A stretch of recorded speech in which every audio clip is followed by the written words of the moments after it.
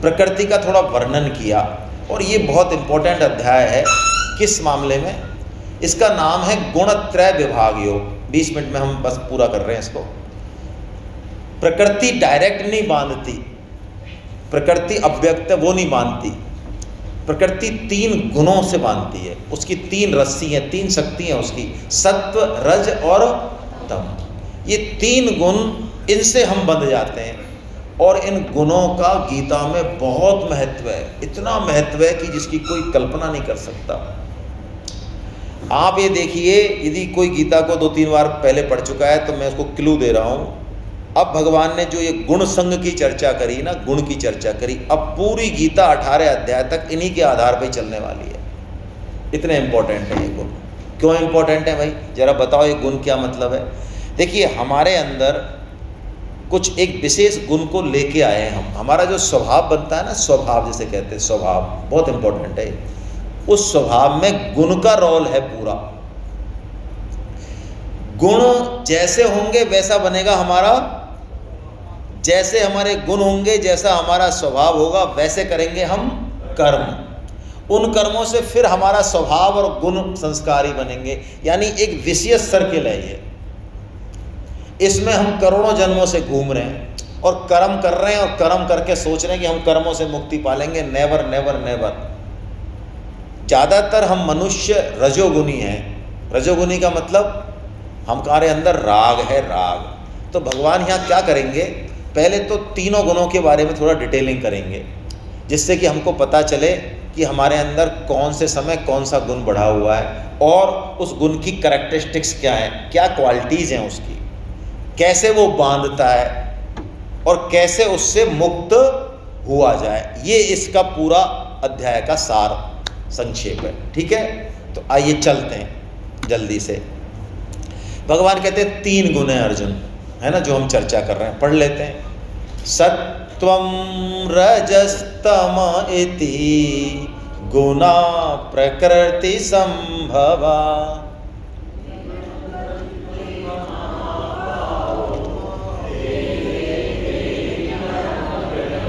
ये 3 गुण हैं, प्रकृति संभवा, प्रकृति से उत्पन्न होते हैं।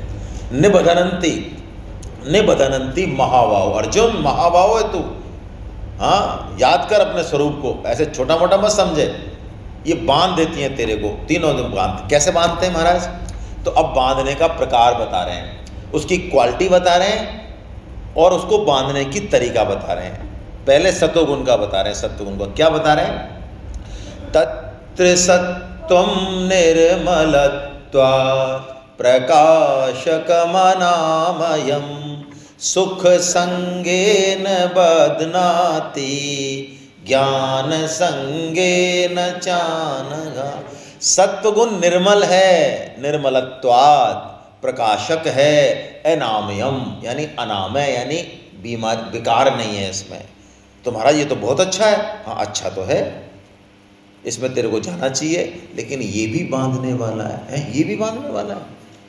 ये गीता की ऐसी बात है जो गीता को सारे शास्त्रों से अलग कर देती है। गीता की दृष्टि कितनी सूक्ष्म है, कितनी व्यापक है। सत्वगुण को सब जगह आपको सत्संगों में मिलेगा, सत्वगुण सबसे बढ़िया है, लेकिन गीता ये कहती है कि हाँ बढ़िया है, निर्मल है, प्रकाशक है, सारी चीज़ें साफ साफ दिखेंगी इसमें, अपने बारे में भी आइडिया होगा, लेकिन ये भी बांधने वाला है। कब? सुख संगेन बध्नाति ज्ञान संगेन चान। यदि हम इसमें रमन करेंगे, इस सुख लेंगे इससे, किससे? सात्विक गुण से भी, तो ये बांधने वाला है। क्या मतलब है इसका? बहुत गहरा मतलब है।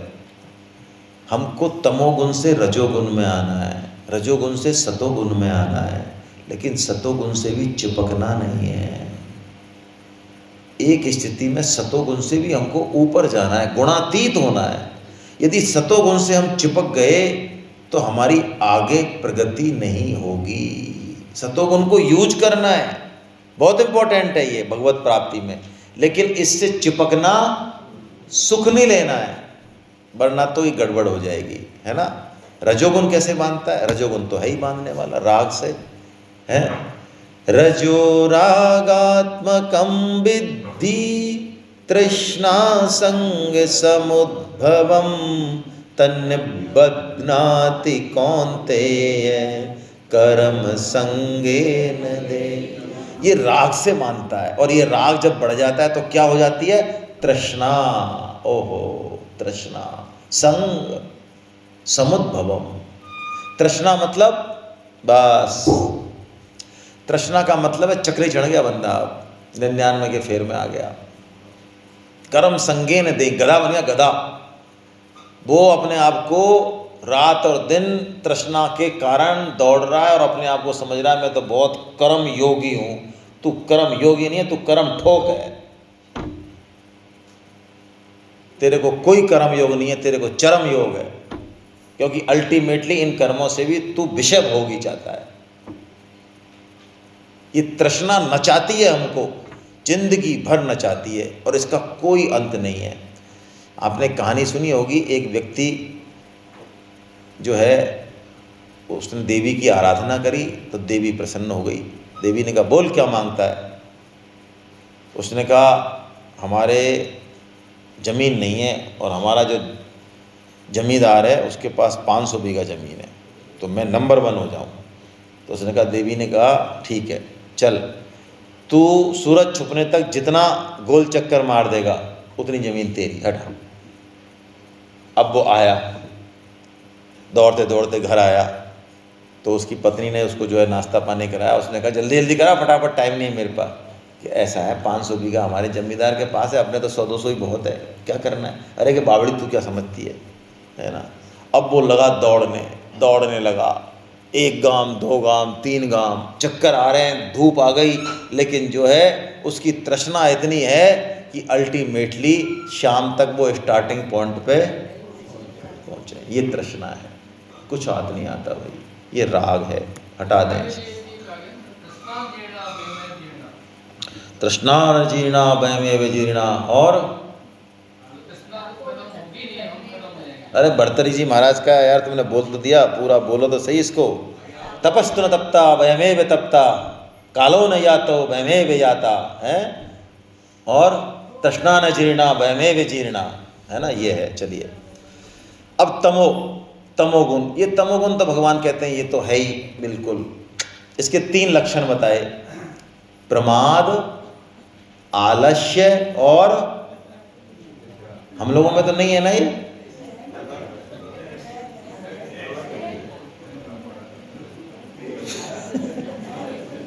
विवेकानंद जी ने एक शब्द कहा, मुझे कई बार लगता है कि विवेकानंद जी वास्तव में पूरे इंडिया घूमे वो पैदल, तो उन्होंने सही नब्ज पकड़ ली।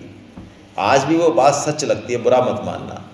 विवेकानंद जी ने कहा आलस्य हमारा राष्ट्रीय धर्म है। हाँ, हम इंडियंस का, विदेशों में नहीं है ये बीमारी। हमको अंदर से पीछे से चाबुक नहीं मारे तो हम तो टट्टू है नंबर 1 के। आलसपना जितना हमारे अंदर है, इस भारत देश का जितना नुकसान इस आलस्य ने किया है ना, इंटरनेट मतलब हमारा वास्तव में राष्ट्रीय धर्म है ये तमोगुण है। प्रमाद क्या है? प्रमाद वो है जो काम करना चाहिए वो तो हम ना करें, और जो नहीं करना चाहिए वो करें, ये प्रमाद है। बोलो हम प्रमादी हैं कि नहीं? सब हैं। अब बताओ, अब भगवान ने गुणातीत होने का उपाय बताया है ना अर्जुन को, कि अर्जुन इन 3 गुणों को तू अपने में मत मान, ये शरीर के लक्षण है, तू इनसे अलग है, ऐसा भगवान ने बताया। और गुणातीत के लक्षण बताए कुछ, लेकिन अर्जुन के बात समझ में नहीं आई। तो अर्जुन ने फिर प्रश्न किया और कहा कि कोई सरल सा उपाय बताओ ना महाराज हमको। तो ये सरल सा उपाय भगवान ने बताया, हम इसी को पढ़ेंगे। पहले वाला ज्ञान मार्ग का उपाय उसको हम पढ़ भी नहीं रहे, कोई ज़्यादा ज़रूरत नहीं है ना, नहीं कर पाएंगे हम। क्यों? वो उपाय इतना कठिन है। निंदा स्तुति में समान रहना, मान अपमान में समान रहना। बोलो जच रही है बात? हमारी कोई निंदा करे और कोई स्तुति करे, दोनों को 2-2 लड्डू दे दोगे? हैं? उसके दोगे 2 डंडा, हाँ उसे छीन लेंगे उल्टा। तो ऐसे ऐसे काम है। हमारा शरीर में आसक्ति इतनी है कि हम समता भाव में प्राय रह नहीं पाते। तो अर्जुन ने फिर प्रश्न पूछा, शायद उसको पता था कि इन उपायों से इनकी पार नहीं पड़ेगी। तो उन्होंने कहा, प्रभु गुणातीत होने के लिए कोई सरल सा उपाय बताओ ना हमको। तो भगवान ने ये उपाय बताया, माम चयो व्यभिचारेण भक्ति योगेन सेवते सगुणान समतीतेतान ब्रह्म भूयाय कल्पते। अव्यभिचारेण भक्ति योगेन सेवते। भगवान कह रहे हैं भक्ति तो हो तेरे अंदर, लेकिन भगवान ने एक नया इसमें एंगल दे दिया। वो भक्ति कैसी हो? अव्यभिचारी भक्ति हो, केवल और केवल भगवान के प्रति, कोई व्यभिचार नहीं हो उसमें। ये गुण जो है ना हमारे अंदर, जैसे देखिए तीनों गुण हमेशा रहेंगे। एक तो ध्यान रखें, शरीर में हमेशा रहेंगे, जब तक शरीर है तीनों गुण रहेंगे। जैसे गाड़ी को चलाने के लिए क्लच चाहिए, ब्रेक चाहिए, एक्सीलेटर चाहिए, ऐसे ही शरीर को चलाने के लिए तीनों गुण चाहिए। इस सृष्टि के मूल में भी इलेक्ट्रॉन, प्रोटॉन और न्यूट्रॉन ही है। हमारे यहाँ तीन देवता हैं, ब्रह्मा विष्णु महेश। ये त्रिगुणात्मक है पूरी सृष्टि। अब गीता आगे इन तीन गुणों के आधार पर ही वर्णन करेगी। यदि कोई कहे कि मैं तो कर्म करता हूँ, तो गीता कहेगी चेक कर तू कौन सा कर्म करता है, सात्विक करता है, राजस करता है कि। कोई कहता है मैं तो ज्ञानी हूँ, तो गीता कहती चेक कर बेटा तेरे अंदर कौन सा ज्ञान है, सात्विक है कि राजस है कि तामस है। मैं तो दान देता हूँ, चेक कर तू कौन सा दान देता है। क्या मेरी बुद्धि तो बहुत अच्छी है, चेक कर कौन सी बुद्धि है तेरी, सात्विक की बुद्धि है, राजसी है कि। इतनी जबरदस्त बात है भगवान आगे बताने वाले हैं। हमारा सुख कैसा है, हमारा ज्ञान कैसा है, हमारा कर्म कैसा है, हम कर्ता कैसे हैं, हमारा यज्ञ कैसा है, हमारा तप कैसा है, हमारा आहार कैसा है, एक एक चीज पर चर्चा करेगी। क्यों चर्चा करेगी? वो यहाँ पहुँचाने के लिए ही चर्चा है, जिससे हम इन गुणों से दूर। देखिए वैसे तो हमारा जो स्वभाव है ना, मूल जो गुणों से बनता है, मूल स्वभाव हमारा बदलता नहीं है। हाँ, उसमें जो अशुद्ध अंश हैं वो बदल जाता है, उसको तो बदलना जरूरी है, वो बदला जा सकता है, राग द्वेष छोड़े जा सकते हैं। हाँ, जैसे हमारा मूल स्वभाव है, जैसे स्त्री में लज्जा है, तो वो तो उसको नहीं बदलनी भी नहीं है और जरूरत नहीं है, वो तो है बाय डिफ़ॉल्ट है ना। पुरुष में थोड़ा सा विवेक है, थोड़ा सा, तो वो मूल है। लेकिन उसके अंदर जो और इम्प्योरिटीज हैं स्वभाव में, वो बदलनी चाहिए। उसके बदलने के लिए ही अर्जुन ये प्रश्न कर रहे हैं कि हम गुणातीत हो जाएं, मतलब अपने स्वभाव को बिल्कुल शुद्ध, बुद्ध और निर्मल कर लें। और स्वामी जी कहते हैं मनुष्य जन्म में सबसे इम्पोर्टेंट काम है अपने स्वभाव को सुधारना। किसी व्यक्ति का यदि स्वभाव बहुत मधुर है ना, आप मान लो वो हमसे, वो चाहे गीता नहीं पढ़ रहा है, हम चाहे 10 साल से गीता पढ़ रहे हैं, वो हमसे बहुत आगे है। और हम गीता पढ़ के भी यदि अपना स्वभाव ठीक नहीं करते हैं ना, तो स्वामी जी कहते हैं ये गीता का नेगेटिव प्रचार है। क्यों? जो व्यक्ति हमको देख रहे हैं, वो देख रहे हैं यार ये गीता पढ़ रहा है बट्टा 2 साल से, और देखो इसके लक्षण देखो यार, ऐसे तो हम तो बिना गीता ही पढ़े बढ़िया है। तो हमने प्रचार तो किया नहीं, उल्टा नेगेटिव प्रचार और हो गया। तो बोलो अकाउंट और खाली हो गया हमारा, तो खाया पिया कुछ नहीं, गिलास थोड़ा बाहर आना। तो इस श्लोक पे अब हम कल चर्चा करेंगे। स्वभाव पे आपको एक कहानी सुना दूं वल्ली में, यदि नहीं सुनी हो आपने तो, कि स्वभाव कितना प्रबल है। कितने लोगों ने सुनी हुई है? अच्छा, पता नहीं है क्या? तो सुना देता हूँ फिर तो। स्वभाव जो होता है वो हमारे कई जन्मों से बन के आता है, कर्मों से, इसलिए वो थोड़ा सा प्रबल होता है। स्वभावो मूर्धनि वर्तते, ऐसा कहा शास्त्रों में। उसको बदलना कठिन तो है, लेकिन बदला जा सकता है। तो स्वभाव के ऊपर एक कहानी है। कोई जबलपुर का तो नहीं बैठा है यहाँ? तो एक मास्टर जी थे, तो उनको कोई गुस्सा आ रही थी, बच्चे को डांट रहे थे। कोई 2-3 बच्चे खड़े थे, नालायक हो, गधे हो, है ना, ऐसा करके वो डांट रहे थे, है ना। मैंने तुम्हारे जैसे गधों को मार मार के आदमी बना दिया है, तुमको पता नहीं है। तो एक कुम्हार जा रहा था, उसके पास 2 गधे थे।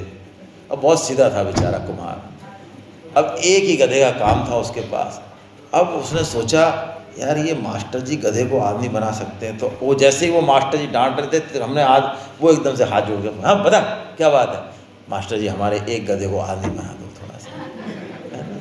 अब मास्टर जी को लगा कि अच्छा ये मेरे को व्यंग कर रहा है, उन्होंने कहा हाँ बना देंगे इसको आदमी, हमें क्या है, कौन सी बड़ी बात है। तो वो छोड़ गया गधे को मास्टर जी के पास। अब 2-4-5 दिन बाद आया वो, मास्टर जी से पूछा कि महाराज वो हमारा आदमी, हाँ, अरे क्या अभी थोड़ी बनता है। और 2-4 बार पूछा तो मास्टर जी ने कहा ये फफूंद बढ़िया आ गई, अल्लाह ये क्या, अब इसको मना नहीं कर सकते और अब गधे को आदमी कैसे बना। तो मास्टर जी ने उस गधे को, उसने कहा साहब मैं जो है आता हूँ, थोड़ा आन गाम जा रहा हूँ, 10-15 दिन बाद आऊँगा। हाँ कि ठीक है। पीछे से उन्होंने गधे को बेच दिया। उसको लग गया टाइम, वो 1 महीने बाद आया। उसने मास्टर जी से कहा अच्छा महाराज अब तो हमारा गधा वो बन गया होगा। अरे कि वो तो बहुत पहले ही बन गया आदमी। वो तो आदमी क्या बन गया, वो तो पढ़ लिख के कलेक्टर बन गया, जबलपुर में कलेक्टर है वो तो।